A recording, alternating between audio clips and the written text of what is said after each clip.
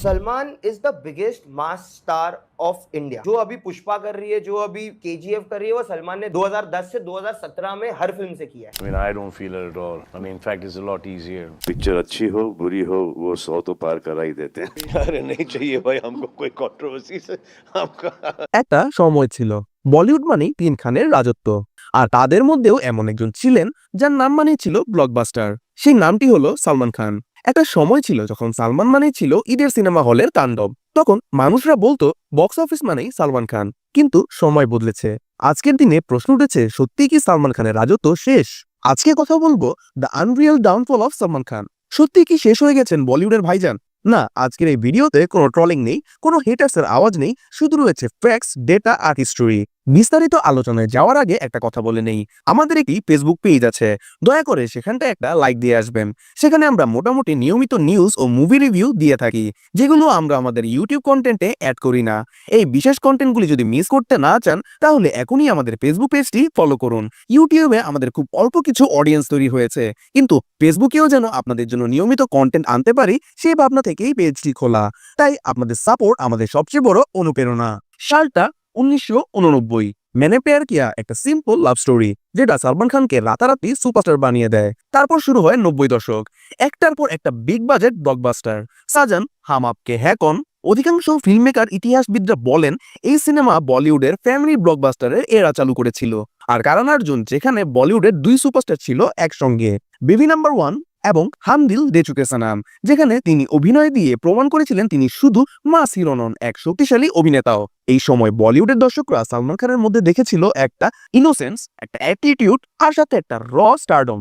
क्या आप मुझे बता सकते हैं कि एक श्योर शॉट हिट फिल्म बनाने का फार्मूला क्या है? हिट फिल्म बनाने के लिए you need a great story, some heart touching music, excellent direction और कुछ जबरदस्त परफॉर्मेंस। और अगर ये सब चीजें हमारे पास मुहैया ना हो तो सलमान खान।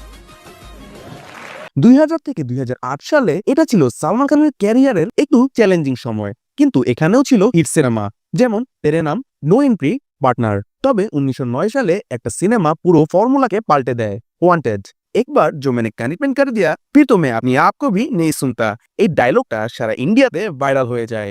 এরপর শুরু হয় ঈদ ব্লকবাস্টারের এরা, দাবাং, ব্রেডি, বডিগার্ড, একটা টাইগার, কিক, বাজরাঙ্গি ভাইজান ও সুলতান। যখন পোস্টারে সালমান থাকলেই ছবি 100 কোটি নিশ্চিত ছিল। তবে একটা সময় সবকিছুতেই স্যাচুরেশন আসে।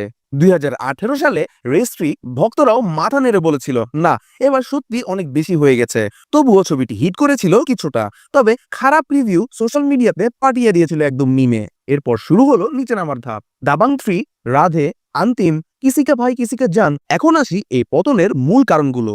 সালমান খান এসকেএফ চালু হওয়ার পর সালমান নিজেই সেফ জোনে ঢুকে যান। প্রতিটা সিনেমায় তিনি হিরো, তার নামে সবাই ভয় পায়। Family angle, love plus action plus emotion sense সবই প্রেডিক্টেবল। সাধারণ গল্প, বাজে স্ক্রিন প্লে, প্রেডিক্টেবল অ্যাকশন, এতেই অডিয়েন্স বিরক্ত হয়ে যায়। অডিয়েন্সরা এখন শুধু গ্ল্যামার দেখে না, তারা চায় স্ট্রং স্টোরি যেমন Pathaan, Animal, Kantara, technical brilliancy যেমন Jawan, Vikram, realism and new content like the Kashmir files, 12 fails. Salman Khan কিন্তু এখানেই পিছিয়ে পড়লেন। 2018 থেকে লরেন্স বিষ্ণোই গ্যাংয়ের টার্গেটে ছিল সালমান। তারপর তার ওপর চলতে থাকে লাইফ থ্রেটস। 2023 সালে তো তার বাড়ির সামনেই গুলি চলে। এই কারণেই তিনি সোশ্যাল লাইফ থেকে একটু দূরে চলে যান। মাইন্ডসেটেও নেগেটিভ ইম্প্যাক্ট পড়ে। আগে হিরো ড্রিভেন ফিল্ম চলতো, আজ অডিয়েন্স দেখছে কন্টেন্ট ড্রিভেন ফিল্মস। আজও কোটি কোটি ফ্যান তার পাশে আছে। 2016-তে এই মানুষটা বুঝিয়ে দিয়েছেন হেরে জেতার নামটাই হচ্ছে বাজিগর, কিন্তু কথা হচ্ছে ভয় তো কখনো শেষ হয় না। তার নাম শুনলেই সবাই কাঁপতে থাকে, এতটাই শক্তি শুধু সালমানেরই আছে। আর আজকের যে নতুন পোস্টারটি বের হয়েছে আপনারা কি সবাই দেখেছেন? একই মুখ, একই মিশন, একই অ্যাগ্রেসিভ চোখ, যেন হিস্টোরি আবারও ফিরে আসতে চলেছে। তাহলে কি আবারও একই রেজাল্ট আসবে? সালমান কি আবার ঝাঁপিয়ে পড়বে?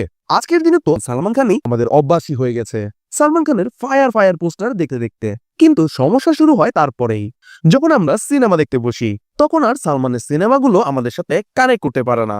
কিন্তু তবুও ডাওয়ান ভ্যালি নিয়ে সালমান খানের পরবর্তী সিনেমার ঘোষণা হয়ে গেছে।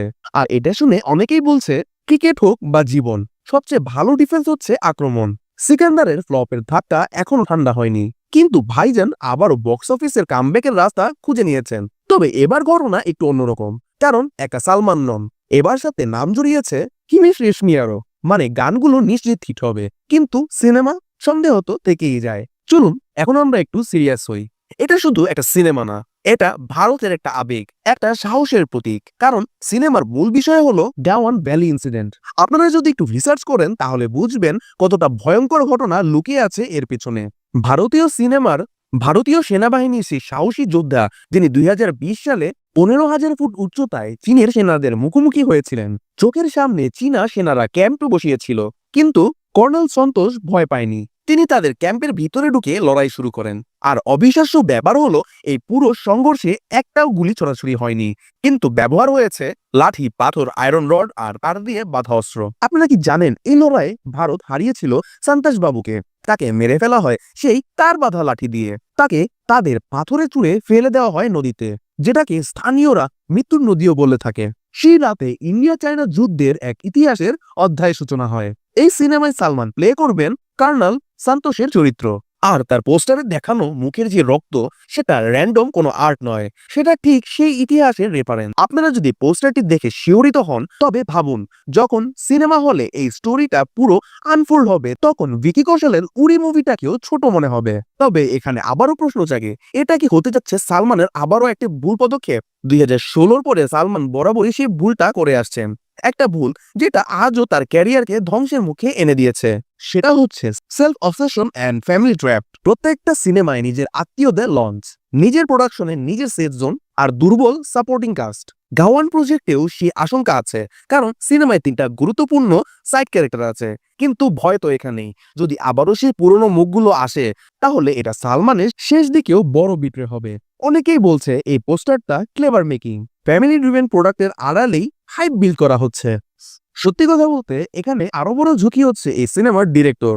একদিকে তার ক্রেডিট আছে শুট আউট অ্যাড লাখানুওয়ালা, আবার অন্যদিকে আছে ডিজাস্টার লাইক জাঞ্জিরের রিমেক এবং মিশন বাঙ্গাল। এই পোস্টার দেখে মনে হচ্ছে সালমান এবার সম্পূর্ণ পরিচালকের উপর ভরসা করছেন। যদি সুলতানের ম্যাজিক 10%ও ফিরে আসে, তবে এটা শুধু কামব্যাক না, পুরো বলিউডের কামব্যাক চ্যাপ্টার শুরু হবে ভাইজানের। কিন্তু অনেক ফ্যান সোশ্যাল মিডিয়াতে সরাসরি লিখছেন, ভাই আপনার পাশে আছি, কিন্তু দয়া করে গল্প শুনুন। সেই 15 ভাইজানকে ফেরত চাই। ক্যাম্পেনও শুরু হয়েছে লিসেন টু প্যান্স ভাই, ব্রিং ব্যাক বাজরাঙ্গি সালমান। তবে বিশেষজ্ঞরা বলছেন সালমান খান এখনো ফিরে আসতে পারেন, তবে তার জন্য দরকার নিজেকে পাল্টানো, রিয়েল ডিরেক্টরদের সাথে কাজ করা, যেমন রাজকুমার হিরানি, ধীরাজ পান্ডে, কাবির খান, এবং experimental or emotional roles play করা, যেমন বাজরাঙ্গি ভাইজান কিংবা সুলতান। কিছু বড় ডিরেক্টর সালমানের জন্য নতুন স্ক্রিপ্ট লিখেছেন, যদি তিনি সেগুলো অ্যাকসেপ্ট করে তবে সম্ভবত বড় কামব্যাক হতে চলেছে। তো প্রশ্ন উঠছে, এটা কি সত্যিই সালমান খানের শেষ, নাকি এখান থেকে জন্ম নেবে নতুন এক বাজরাঙ্গি ভাইজান? তো বন্ধুরা, আপনারা কি মনে করেন সালমান খান কি আবারও রেস করতে পারবে, নাকি এটা হচ্ছে এন্ড অফ সালমানস এরা? নিচে কমেন্ট করে আপনার মতামত জানাতে ভুলবেন না। কৈতর এন্টারটেইনমেন্ট আপনাদের সব কমেন্টগুলি পড়ে। নিচে কমেন্ট করেন আপনাদের মতামত, আর ভালো লাগলে শেয়ার করেন আমাদের এই ভিডিওটি আপনাদের বন্ধুদের কাছে। আর সালমান খানের ফ্যান হয়ে থাকলে অবশ্যই চ্যানেলটিকে সাবস্ক্রাইব করে দিবেন। তো বন্ধুরা, হিরো কখনো মরে না, শুধু ক্যারেক্টার বদলায়। দেখা হচ্ছে নতুন কোনো ভিডিওতে। Till then, goodbye, tata.